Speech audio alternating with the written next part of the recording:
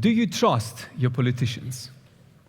The people you voted for, who represent you, who take decisions on your behalf on important things like education, healthcare, national defense, and very importantly, how your taxes are being spent.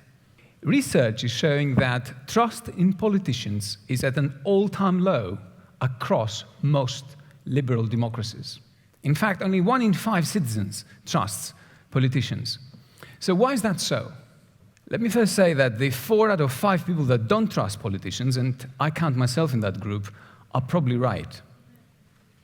You see, there's a misalignment of goals between us, citizens, and our representatives, a problem called the principal-agent problem.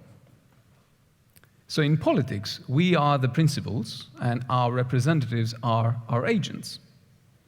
Our agents, the politicians, are supposed to work night and day to maximize our benefit. But we know that that's not really happening. That's because our agents have their own goals, the most important of which is, of course, to get re-elected. So it is often the case that our agents, the politicians, fall in line with very powerful interest groups that can influence electoral outcomes. Moreover, politicians have to prioritize different priorities from the different constituencies that they serve. Different constituencies have different goals, and sometimes those goals may be in conflict with each other.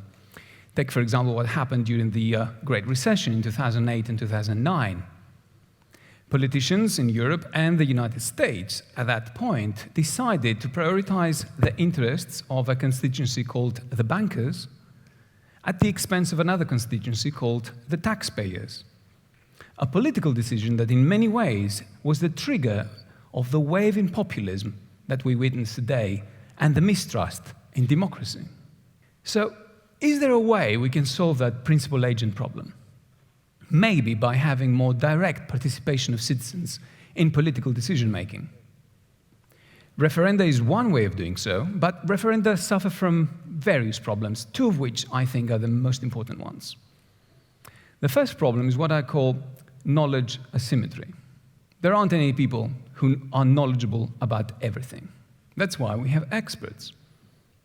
In an ideal democracy, citizens have access to knowledge they can trust, on which they can base their opinions. But we know that that's not really happening. Often, knowledge about complex matters like climate change or Brexit is indeed very difficult to acquire. So what we end up doing is consume information that is easily digestible, that reflects our biases, prejudices, but very often this information is not really the right one. And how about the source of that knowledge? How much can you trust the source? The recent phenomenon of artificial intelligence algorithms peddling fake news over social media has made the problem of trust even more acute. In fact, it is so acute nowadays that many citizens don't trust experts anymore. For instance, and against all scientific evidence to the contrary, there are many citizens that believe that inoculations cause autism, that the planet is not really warming up, and in extreme cases that the Earth is flat and astronauts never landed on the moon. The second problem with direct citizen participation is time. Getting involved in politics takes time. Time that we need to carve out of the little time that we have to spend with our loved ones, do the things we like, and very importantly, do work, earn a living. Acquiring the necessary knowledge also takes time. In fact, it is the problem of time that has made us delegate the responsibility of government to our representatives in the first place. So it seems we're stuck. Because of knowledge asymmetry, because of lack of time, our politicians, our agents, will always prioritize their own self-interest, the interest of their families, and of very powerful interest groups above our own.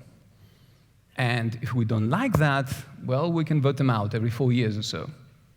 But in an interconnected world of accelerated change, 4 years can be a very long time. No wonder then how many people have lost faith in democracy. But what if we reinvented democracy by solving for those 2 problems, the problem of knowledge asymmetry and the problem of time? There is a way to do so, and it's called citizen assemblies. So what is a citizen assembly? You select a group of people by lot, by sortition. What's important is for this group to be diverse enough so it reflects the wider diversity in the social group. You bring them together and you give them the opportunity to learn, to ask, to educate themselves about whatever you want them to learn in order to opine on. And that's how you solve the knowledge asymmetry problem. And you compensate them for their time. I was personally involved in a citizen assembly that was made up of 140 citizens from 9 different European countries who were tasked with providing a set of recommendations on policies on how the European Union should fund research in neurotechnologies, a very complex subject indeed. The first reaction of those citizens when they heard about that was one of disbelief and mistrust. No one had ever asked them ever before about anything. Why them? Why now? They knew absolutely nothing about neurotechnologies. What was going on? Was there some kind of conspiracy, perhaps, between the European Union and the big pharma? But very soon those citizens realized the importance of their role. For they were the main stakeholders of scientific research, and the Citizen Assembly gave them the means for the voices to be heard. So in the next few months, they got together, they had the opportunity to learn about neurotechnologies and neuroscience, discuss with experts, understand the various and sometimes conflicting points of view in terms of the ethics around neurotechnologies. And about a year and a half later, they presented to the European Parliament a set of wide-ranging, common-sense policy recommendations on how Europe should fund research in neurotechnologies, and indeed how the outcome of that research will come back in order to benefit European society. Citizen assemblies are also used in very hot political problems. In 2016, 99 Irish citizens formed a citizen assembly to deliberate on some very sensitive political issues, such as abortion. Their deliberations and conversations were televised and watched by hundreds of thousands of their fellow Irish citizens. And in 2018, the Irish people voted in a historical referendum with a resounding majority in favor of abortion, thereby putting an end to something that had plagued Irish politics for years. That citizen assembly of 99 citizens was instrumental in forging this wider consensus in Irish society about such a subject that is so sensitive, such as abortion. In fact, time and again, citizen assemblies have been shown to succeed where parliaments usually fail. And that's because national parliaments often polarize along ideological lines, a problem that citizen assemblies do not suffer from. So why should we care? Why should we care about citizen assemblies? I think we should care because democracy is at a peril. The signs are all around us to see. And things can only get worse.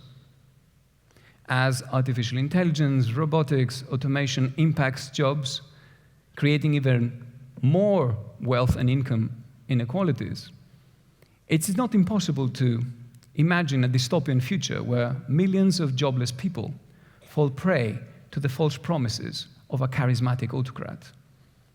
It has happened before, and it can happen again. So if we want to preserve our democratic freedoms and liberties for ourselves and for generations to come, we must reinvent democracy by enabling more direct citizen participation in political decision-making. Citizen assemblies is a great way to do so. Thank you very much.